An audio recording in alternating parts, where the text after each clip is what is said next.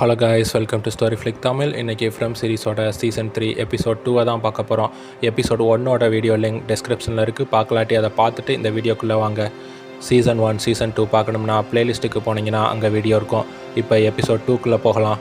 ஷெரீஃபும் கென்னியோட அம்மாவும் மான்ஸ்டர் கிட்ட மாட்டிக்கிட்டாங்க.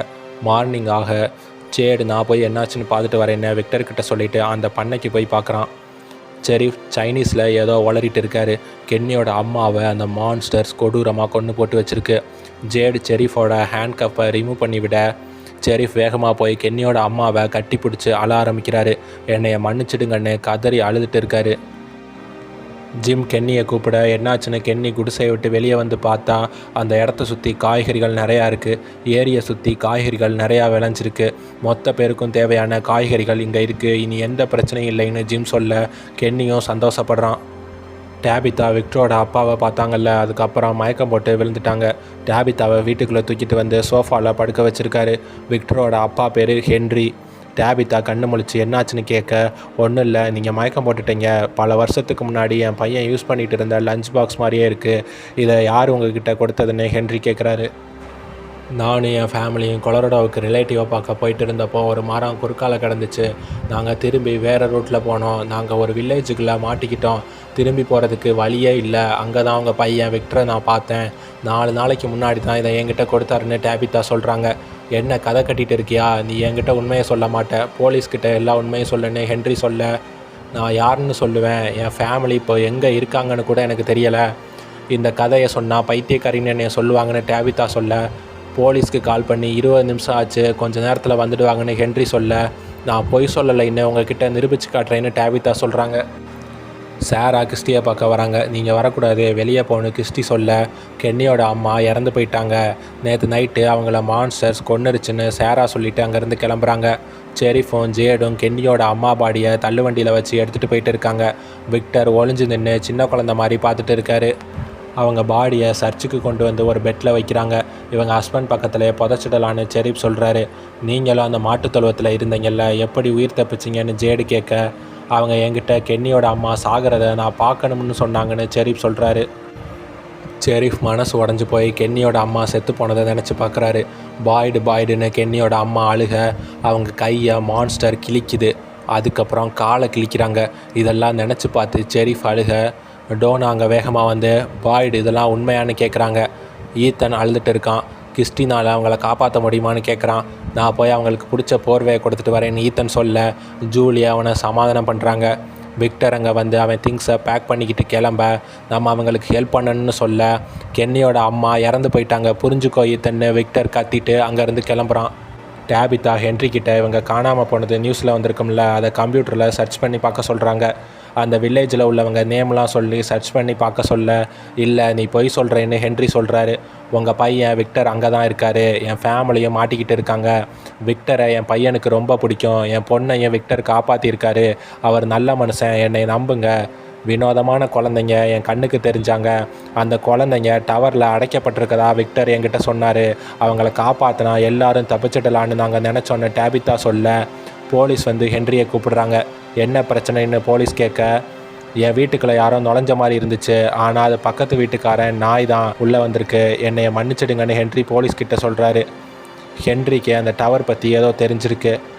அதனால தான் டேபிதாவை போலீஸ்கிட்ட காட்டி கொடுக்கல. உனக்கு ஏதாச்சும் குக் பண்ணி தரேன்னு டேபிதா கிட்ட சொல்கிறாரு.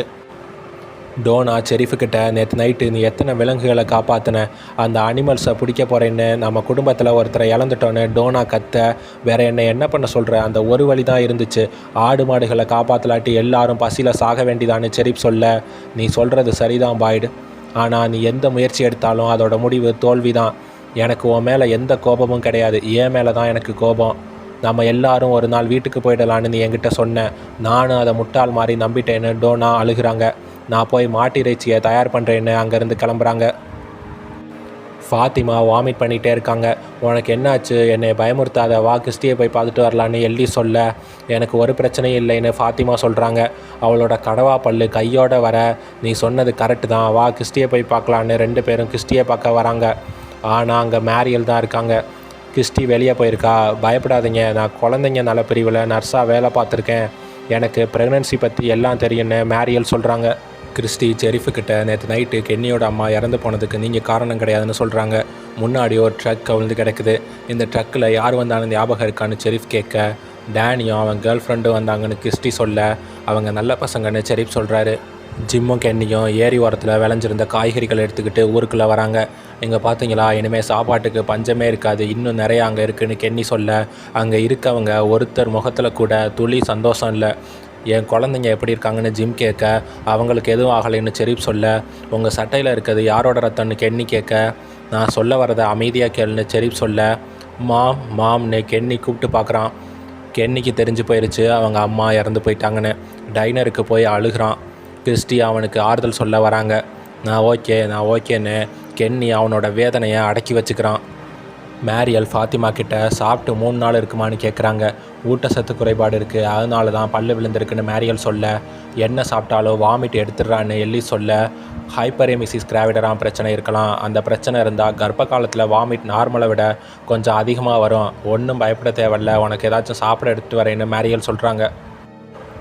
கென்னி கிறிஸ்டி கிட்ட, எங்கள் அப்பாவை அந்த மான்ஸ்டர்ஸ் கொடூரமாக கொன்னது என் கண்ணு முன்னாடி அப்படியே இருக்குது, அந்த நிலமையில் எங்கள் அம்மாவை நான் பார்க்க விரும்பலை, அவங்க பாடியை ரத்த காயம் இல்லாமல் க்ளீன் பண்ணி எப்போதும் இருக்க மாதிரி ரெடி பண்ணுறியான்னு கென்னி கேட்க, சரி உனக்காக இது கூட பண்ண மாட்டேன் நான். கிறிஸ்டி அங்கேருந்து கிளம்புறாங்க. ஜூக் பாக்ஸில் செலிப்ரேட் குட் டைம்ஸ்னு பாட்டு பிளே ஆக கென்னி டென்ஷன் ஆகி ஜூக் பாக்ஸை அடித்து உடைக்கிறான்.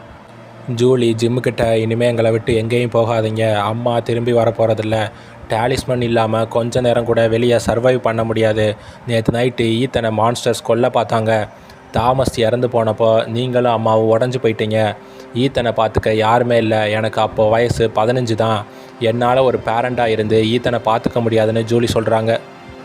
ஹென்றி டேபிதா கிட்ட, நீ பார்த்தேன்னு சொல்கிற குழந்தைங்க மாதிரியே என் மனைவி கண்ணுக்கும் தெரிஞ்சிருக்கு, டவரில் மாட்டிக்கிட்டு இருக்க, எங்களை காப்பாற்றுங்கன்னு அந்த குழந்தைங்க மெரண்டா கிட்ட சொல்லியிருக்காங்கன்னு ஹென்றி சொல்கிறாரு. அப்புறம் விக்டர் எல்லோயிஸோட ரூமை அவர் காட்டுறாரு. ரூமை க்ளீன் பண்ணி வைங்க, அப்போ தான் டிவி பார்க்க முடியும்னு சொல்லிவிட்டு வேலைக்கு கிளம்பி போயிட்டேன், திரும்பி வந்து பார்த்தா அவங்க காணாமல் போயிட்டாங்க, நீ என் பையன் விக்டர் ஏதோ ஒரு இடத்துல உயிரோடு இருக்கான்னு சொல்கிற, அது உண்மையா இல்லை என்னைய நீ ஏமாற்றி என்கிட்ட இருந்து ஏதாச்சும் காரியம் சாதிக்க பார்க்குறியான்னு எனக்கு தெரியலைன்னு ஹென்றி சொல்ல, சத்தியமாக சொல்கிறேன் உங்கள் பையன் உயிரோடு இருக்காருன்னு டேபிதா சொல்ல, சரிவா உனக்கு பேஸ்மெண்ட்டில் சில விஷயங்களை காமிக்கிறேன்னு சொல்லி அவளை பேஸ்மெண்ட்டுக்கு கூட்டிகிட்டு போகிறாரு. கிறிஸ்டி ஜேடுக்கிட்ட, கென்னி அவங்க அம்மாவை பார்க்குறதுக்கு முன்னாடி அவங்க பாடியை க்ளீன் பண்ணி வைக்க சொன்னான், என்னால் அதை தனியாக பண்ண முடியாதுன்னு கிறிஸ்டி சொல்ல, கவலைப்படாத நான் உனக்கு உதவி பண்ணுறேன், நம்ம 2 பேரும் சேர்ந்தே இதை செய்யலான்னு ஜேடு சொல்கிறான். ஃபாத்திமா எல்லிஸ்கிட்ட, நீ போய் உங்கள் அப்பாவை பார்த்துட்டு வா, கென்னியோட அம்மா இறந்து போனதில் வருத்தமாக இருப்பாருன்னு சொல்ல, சரி நீ போய் ரெஸ்ட் எடுன்னு எல்லிஸ் அங்கேருந்து கிளம்புறான். காய்கறிகள் அழுகி போச்சுல்ல, அதை உரமாக பயன்படுத்தலான்னு ஒரு வாளியில் தனியாக வச்சுருக்காங்க. அந்த கெட்டுப்போன காய்கறி எடுத்து ஃபாத்திமா சாப்பிட ஆரம்பிக்கிறாங்க. ஏன் இப்படி பண்ணிகிட்டு இருக்காங்கன்னு தெரியலை. டோனா மாட்டை அறுத்து சின்ன சின்ன பீஸாக கட் பண்ணிகிட்டு இருக்காங்க. அப்போது ஈத்தன் அங்கே வரான். விக்டரை பார்த்தீங்களான்னு கேட்க, அவன் ரூமில் இருப்பான்னு டோனா சொல்கிறாங்க. வெளியே பனி பெஞ்சிட்டு இருக்கு, ரொம்பவே புதுசாக இருக்குது, சரி நான் வீட்டுக்கு போகிறேன்னு ஈத்தன் கிளம்புறான். கிறிஸ்டியன் ஜேடும் கென்னியோட அம்மா பாடியை க்ளீன் பண்ணிகிட்டு இருக்காங்க. ரத்தத்தை ஈர துணி வச்சு தொடச்சிட்டு இருக்க சேரா அங்கே வந்து கென்னியோட அம்மா அடிக்கடி போடுற ட்ரெஸ்ஸை கொண்டாந்து கொடுக்குறாங்க.